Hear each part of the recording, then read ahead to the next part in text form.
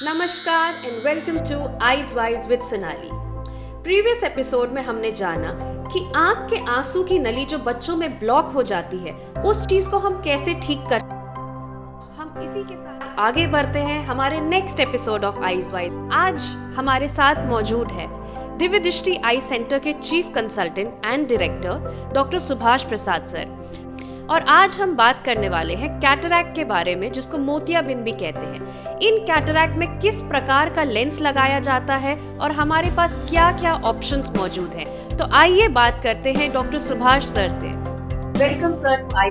तो सोनाली, ये मोतियाबिंद या कैटरैक्ट क्या होता है? देखिए, हम लोगों की आंखें कैमरा की तरह काम करती है। जब भी कुछ हम लोग देखते हैं तो वो रोशनी है कि आंख के कॉर्निया, उसके बाद अंदर में जो पारदर्शी लेंस होता है उसके द्वारा होते हुए ये रोशनी हमारी यहाँ रेटिना या दृष्टि पटल में पड़ती, तब इसका एक प्रतिबिंब बनता है। ये प्रतिबिंब है सो ब्रेन तक जाता है, हम लोग देख पाते हैं। तो साफ देखने के लिए ज़रूरी है कि हमारा कॉर्निया साफ हो, क्लियर हो, ट्रांसपेरेंट हो, लेंस भी ट्रांसपेरेंट हो। लेकिन मोतियाबिंद में क्या होता है कि ये लेंस है जो पारदर्शी जो होता है वो धीरे धीरे वो ओपेक हो जाता है। इसके चलते क्या है कि जो रोशनी जो पर्दे में पड़नी चाहिए वो सही से नहीं पड़ पाती है। इसके चलते हम लोग को धुंधला दिखाई देता है और नज़र कम होती चली जाती है। इसी को हम लोग मोतियाबिंद बोलते हैं। तो सर, मोतियाबिंद को ट्रीट करने के लिए हमारे पास किन प्रकार के लेंसेज का ऑप्शंस होते हैं? देखिए, जब भी कोई नेचुरल लेंस अगर निकाला जाए आँख में तो उसके बदले में एक दूसरा लेंस डालना ज़रूरी होता है, नहीं तो बाहर से बहुत मोटा चश्मा लगाना पड़ेगा। तो लेंस होता है उसमें भिन्न प्रकार के हो सकते हैं। अगर देखें तो मुख्यतः 3 तरह के लेंस आज के समय में उपलब्ध हैं, और जिसको हम लोग एक पहला लेंस जो बोलते हैं मोनोफोकल लेंस बोलते हैं, दूसरा एक ईडॉफ होता है, तीसरा एक ट्राइफोकल या मल्टीफोकल लेंस बोलते हैं। मोनोफोकल लेंस में क्या होता है कि जो रोशनी जाती है वो रेटिना में पड़ी तो किसी एक चीज़ को हम लोग साफ देख पाते हैं। मान लीजिए कि दूर का, हम लोग उसमें जनरली दूर का मरीज है कि दूर का रोशनी बहुत अच्छा हो जाता है, दूर का बहुत साफ देख सकते हैं, लेकिन कंप्यूटर या नज़दीक के लिए चश्मा लगाने की ज़रूरत होती है। एक और जो लेंस होता है इसको ट्राइफोकल लेंस या मल्टीफोकल लेंस बोलते हैं। उसका एडवांटेज क्या है कि आप उस लेंस को अगर इम्प्लांट करते हैं पेशेंट में तो पेशेंट दूर तो देखता ही है, साथ ही साथ उसको कंप्यूटर भी डिस्टेंस पे भी बहुत अच्छा दिखता है। या महिलाओं के लिए स्लैब वगैरह, किचन वगैरह का ये, या डैशबोर्ड गाड़ी का, और नज़दीक में पढ़ने लिखने की दूरी की बहुत अच्छे से दिखाई देती है। लेकिन चूँकि सब लोगों को सब लेंस फिट नहीं हो सकता, तो एक तीसरा ऑप्शन भी है जिसको आज के समय में ईडॉफ लेंस बोलते हैं, क्योंकि अब धीरे धीरे लोगों में कंप्यूटर यूज करने का या इंटरमीडिएट डिस्टेंस का है सो यूज ज़्यादा हो रहा है। इसके चलते उस डिस्टेंस को करेक्ट करने के लिए एक अलग लेंस आता है जिसको ईडॉफ लेंस बोलते हैं। ईडॉफ लेंस लगाएंगे तो क्या है कि दूर का बहुत अच्छा दिखाई देगा, इंटरमीडिएट डिस्टेंस बहुत अच्छा दिखाई देगा, नज़दीक में थोड़ा चश्मा लगाना पड़ता है। लेकिन मोनोफोकल लेंस में नज़दीक के लिए पूरा चश्मा प्लस 2.5 के लगभग में लगाना पड़ता है। तो ये मुख्यतः 3 तरह के लेंस होते हैं। तो सर, जैसे कैटरैक्ट सर्जरी में हमें एक बढ़िया रिजल्ट लाने के लिए हमारे पास उसको टेस्ट करने के लिए क्या क्या सुविधाएं उपलब्ध है दिव्य दृष्टि आई सेंटर में? जी देखिए, जो लेंस हम लोग निकालते हैं आँख से, तो हमारा प्रयास ये होना चाहिए कि जो नेचुरल लेंस का पावर था वही पावर का लेंस हम इम्प्लांट करें। तो उसके लिए कि बहुत एक फार्मूला की ज़रूरत होती है, कैलकुलेशन की ज़रूरत होती है, और उस जगह पे, उस सही जगह पे सही लेंस को लगाने के लिए उसके लिए एक मशीनें होती है जिसको हम लोग बायोमेट्री बोलते हैं, जिससे कि हम लोग जो आँख में लेंस लग रहा है उसका पावर कैलकुलेट करते हैं। उसको कैलकुलेट करने के लिए पहले जो मशीनें होती थी वो अल्ट्रासाउंड के द्वारा हम लोग आँख की लंबाई नापते थे।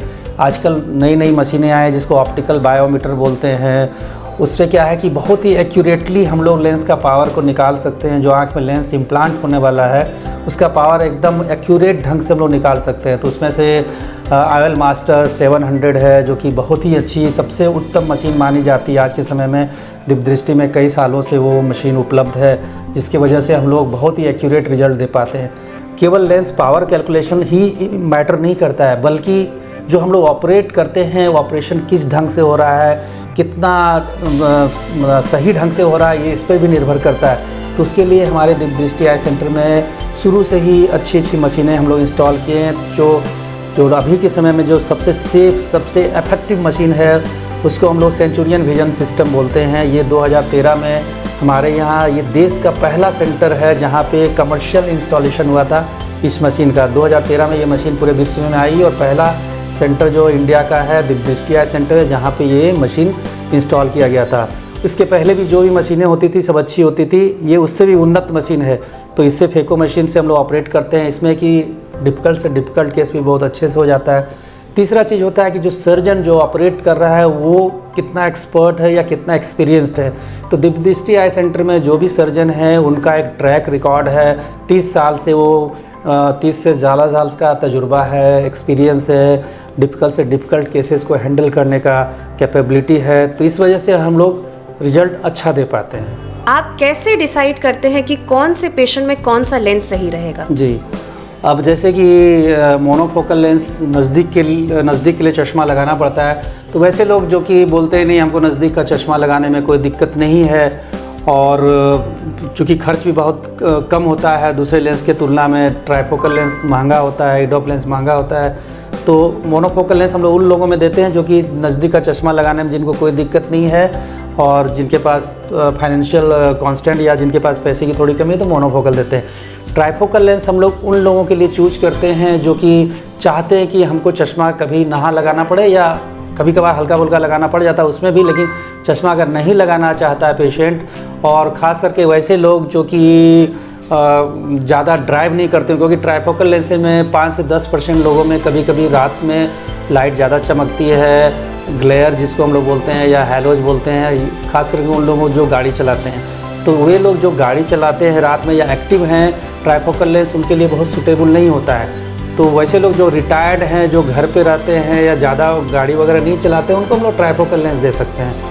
आज के ज़माने में कंप्यूटर का यूज़ बहुत ज़्यादा बढ़ गया है, तो एक कैटेगरी है इडोप लेंस का, जिसमें कि जो लोग चाहते हैं कि नहीं हमको इंटरमीडिएट डिस्टेंस, मतलब कि कंप्यूटर वाला डिस्टेंस में चश्मा ना लगाना पड़े, तो उनके लिए इडोप लेंस बहुत बढ़िया है, क्योंकि इडोप लेंस में डिस्टेंस का विजन बहुत अच्छा होता है, इंटरमीडिएट का विजन बहुत अच्छा होता है, और कुछ हद तक हम लोग नज़दीक का भी उसमें पावर कम देने से भी काम चल जाता है।